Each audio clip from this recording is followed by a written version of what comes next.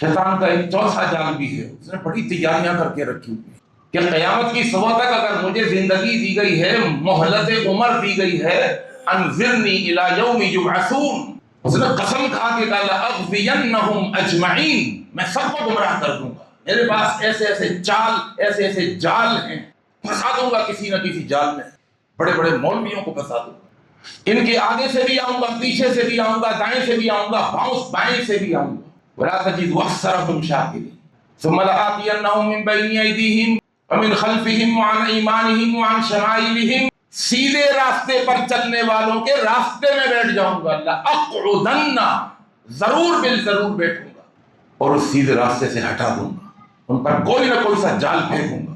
یہ چوتھا جال بھی بڑا خطرناک ہے، وہ ہے حسد کا جال۔ اس کے پاس وہ نعمت ہے، وہ میرے پاس کیوں نہیں ہے؟ میرے پاس یہ نعمت نہیں ہے، اس کے پاس کیوں؟ بھائی اللہ کا نظام ہے، اللہ نے کسی کو کیا صلاحیت دی، کسی کو کیا صلاحیت دی، کسی کو کیا خوبی دی، کسی کو کیا خوبی دی۔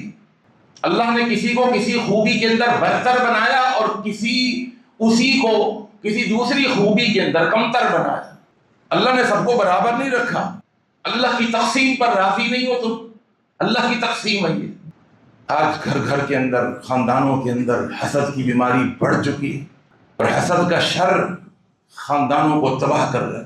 آپ کو پتہ ہے حسد کیا ہے اور یہ کتنا شیطان کا خطرناک ہتھیار ہے؟ یہ ہتھیار بھی ڈالتا ہے، پھینکتا ہے بڑے بڑے لوگوں پر، نیکوکاروں پر یہ حسد کا جال وہ پھینکتا ہے، حاسد بنا دیتا ہے۔ حاسد بنانے کے بعد پھر شیطان کو چھوڑ دیتا ہے۔ پڑھتے رہو نمازیں، کرتے رہو تم تبلیغیں، کرتے رہو تم دین کے کام، سارے کے سارے تم دیندار بن جاؤ، سارے نیک کام کرنے والے بن جاؤ، میں تمہیں نہیں روکوں گا، لیکن میں نے تمہیں اپنے جال میں پھنسا دیا ہے۔ اس جال کا نقصان کیا ہے؟ آئیے، حسد کرنے والے کی بھی اللہ تعالیٰ نیکیاں برباد کر دیتا ہے۔ شیطان کہتا ہے جب میں نے ایک اپنے سسٹم میں تم کو لگا دیا، وہ سسٹم میں جب تم آ گئے، تم نیک عمل کیے جاؤ گے، وہ برباد ہوتے رہیں گے۔